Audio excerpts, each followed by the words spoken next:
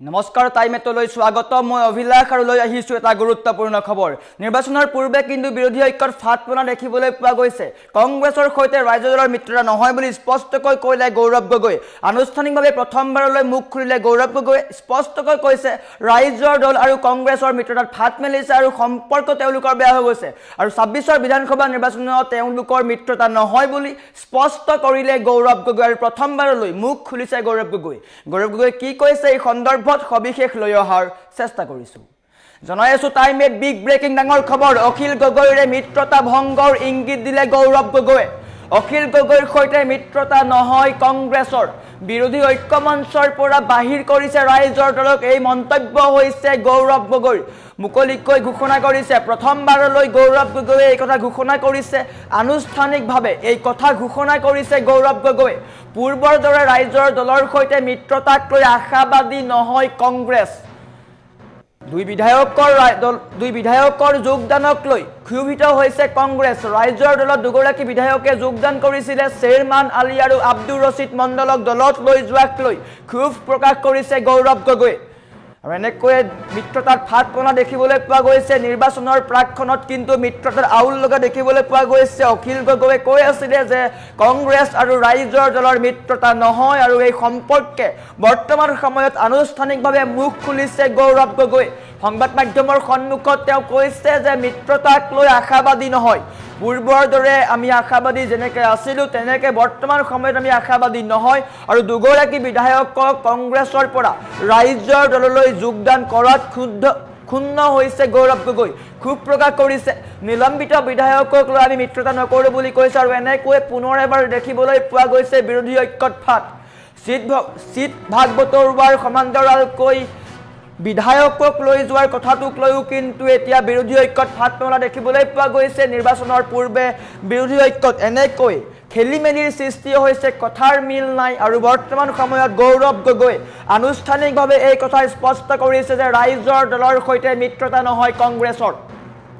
তেওঁলোকে কৈ আছিল যে মিত্ৰতা হ'ব অখিল গগৈয়েও কৈ আছিলে মিত্ৰতা হ'ব এলায়েন্স বগা নাই কিন্তু বৰ্তমান সময়ত গৌৰৱ গগৈয়ে এই কথা আনুষ্ঠানিকভাৱে মুখ খুলিছে এইবাৰ স্পষ্টকৈ কৈছে পূৰ্বৰ দৰে আমি আশাবাদী নহয় পূৰ্বৰ দৰে যিদৰে ৰাইজৰ দলৰ সৈতে মিত্ৰতা সন্দৰ্ভত আমি আশাবাদী আছিলোঁ বা একেলগে আলোচনা কৰিছিলোঁ কিন্তু বৰ্তমান সময়ত আমি আশাবাদী নহয় আৰু দুগৰাকী বিধায়কক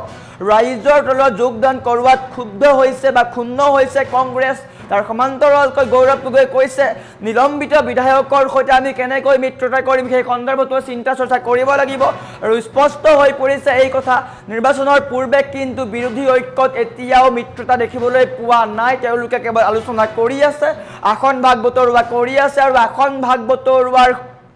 সমান্তৰালকৈ বিৰোধী ঐক্যত বিধায়কৰ দল ত্যাগক লৈও এতিয়া মিত্ৰতাত ফাটপনা দেখিবলৈ পোৱা গৈছে কংগ্ৰেছৰ সমান্তৰালকৈ ৰাইজৰ দলেও কিন্তু আকুৰগুচ হৈ আছে তেওঁলোকক সমষ্টি লাগিব কেইবাটাও সমষ্টি তেওঁলোকে কৈছে 14টা সমষ্টি দিছিলে তেওঁলোকে আৰু 14টাৰ 12টাই তেওঁলোকক লাগিব আৰু তেওঁলোকে নিজৰ স্থিতি সলনি নকৰে আৰু এনেকৈ বিৰোধী ঐক্যত বৰ্তমান সময়তো মিত্ৰতা হোৱা নাই নিৰ্বাচনলৈ মাত্ৰ কেইটামান দিন আছে হয়তো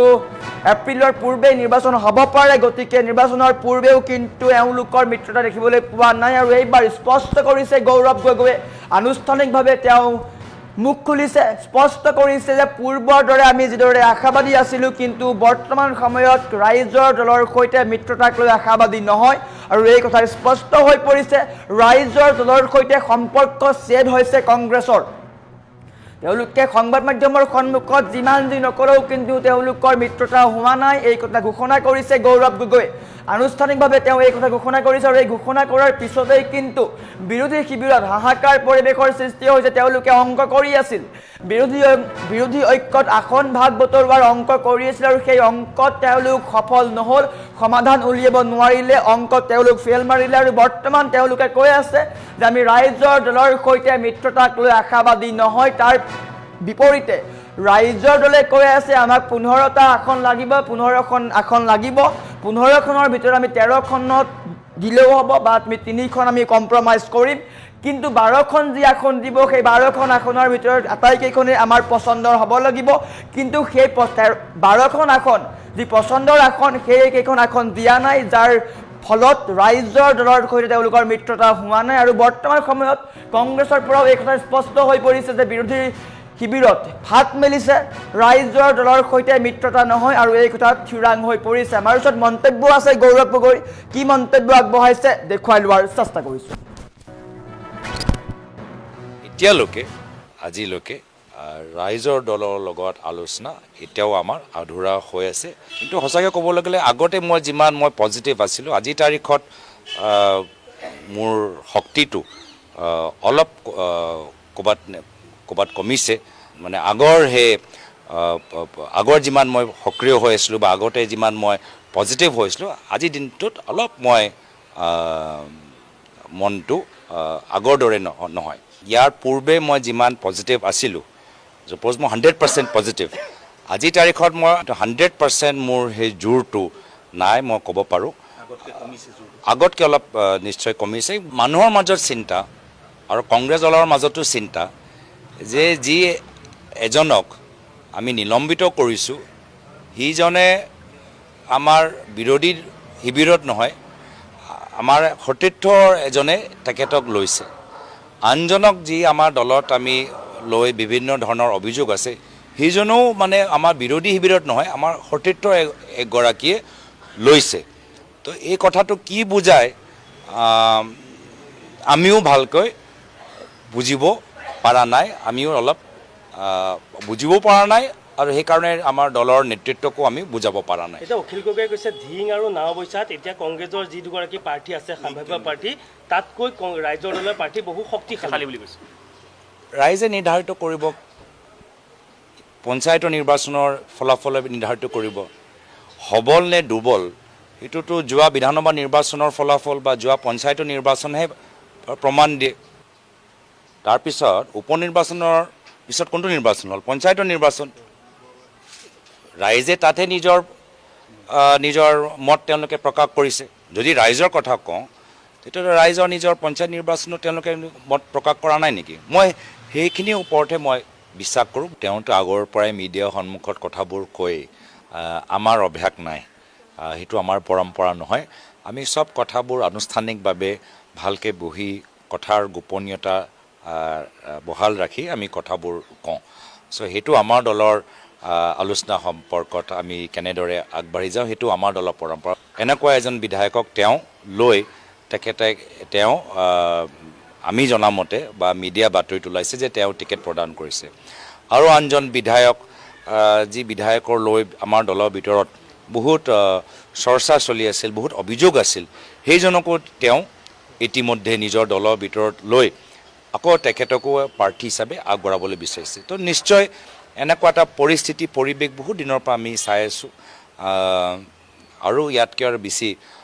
মই নাভাবোঁ মই এইখিনি কথা লৈ যে আমাৰ দলত কিছুমান চৰ্চা হৈ আছে তাৰ এটা ইংগিত মই দিলোঁ এতিয়ালৈকে আজিলৈকে ৰাইজৰ দলৰ লগত আলোচনা এতিয়াও আমাৰ আধৰুৱা হৈ আছে কিন্তু সঁচাকৈ ক'বলৈ গ'লে আগতে মই যিমান পজিটিভ আছিলোঁ আজিৰ তাৰিখত মোৰ শক্তিটো অলপ ক'ৰবাত কমিছে মানে আগৰ যিমান মই সক্ৰিয় হৈ আছিলোঁ বা আগতে যিমান মই পজিটিভ হৈছিলোঁ আজিৰ দিনটোত অলপ মই মনটো আগৰ দৰে নহয় ইয়াৰ পূৰ্বে মই যিমান পজিটিভ আছিলোঁ suppose মই 100% পজিটিভ আজিৰ তাৰিখত মই 100% মোৰ সেই জোৰটো নাই মই ক'ব পাৰোঁ আগতকৈ অলপ নিশ্চয় কমিছে মানুহৰ মাজত চিন্তা আৰু কংগ্ৰেছ দলৰ মাজতো চিন্তা যে যি এজনক আমি নিলম্বিত কৰিছোঁ সিজনে আমাৰ বিৰোধী শিবিৰত নহয় আমাৰ সতীৰ্থৰ এজনে তেখেতক লৈছে আনজনক যি আমাৰ দলত আমি লৈ বিভিন্ন ধৰণৰ অভিযোগ আছে সিজনেও মানে আমাৰ বিৰোধী শিবিৰত নহয় আমাৰ সতীৰ্থৰ এগৰাকীয়ে লৈছে তো এই কথাটো কি বুজায় আমিও ভালকৈ বুজিব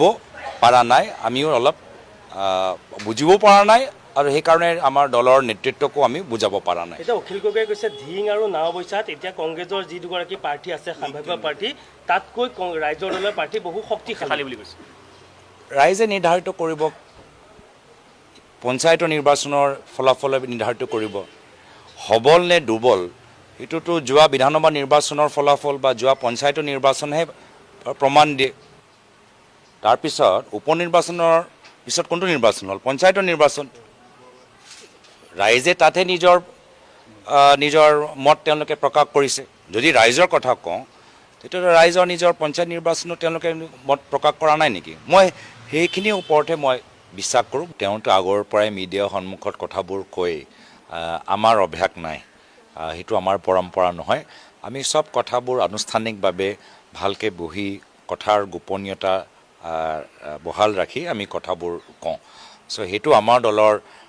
আলোচনা সম্পৰ্কত আমি কেনেদৰে আগবাঢ়ি যাওঁ সেইটো আমাৰ দলৰ পৰম্পৰা এনেকুৱা এজন বিধায়কক তেওঁ লৈ তেওঁ আমি জনামতে বা মিডিয়া বাতৰিত ওলাইছে যে তেওঁ টিকেট প্ৰদান কৰিছে আৰু আনজন বিধায়ক যি বিধায়কৰ লৈ আমাৰ দলৰ ভিতৰত বহুত চৰ্চা চলি আছিল বহুত অভিযোগ আছিল সেইজনকো তেওঁ ইতিমধ্যে নিজৰ দলৰ ভিতৰত লৈ আকৌ তেখেতকো প্ৰাৰ্থী হিচাপে আগবঢ়াবলৈ বিচাৰিছে তো নিশ্চয় এনেকুৱা এটা পৰিৱেশ বহুত দিনৰ পৰা আমি চাই আছোঁ আৰু ইয়াতকৈ আৰু বেছি মই নাভাবোঁ মই এইখিনি কথা লৈ যে আমাৰ দলত কিছুমান চৰ্চা হৈ আছে তাৰ এটা ইংগিত মই দিলোঁ এতিয়ালৈকে আজিলৈকে ৰাইজৰ দলৰ লগত আলোচনা এতিয়াও আমাৰ আধৰুৱা হৈ আছে কিন্তু সঁচাকৈ ক'বলৈ গ'লে আগতে যিমান মই পজিটিভ আছিলোঁ আজিৰ তাৰিখত মোৰ শক্তিটো অলপ ক'ৰবাত কমিছে মানে আগৰ যিমান মই সক্ৰিয় হৈ আছিলোঁ বা আগতে যিমান মই পজিটিভ হৈছিলোঁ আজিৰ দিনটোত অলপ মই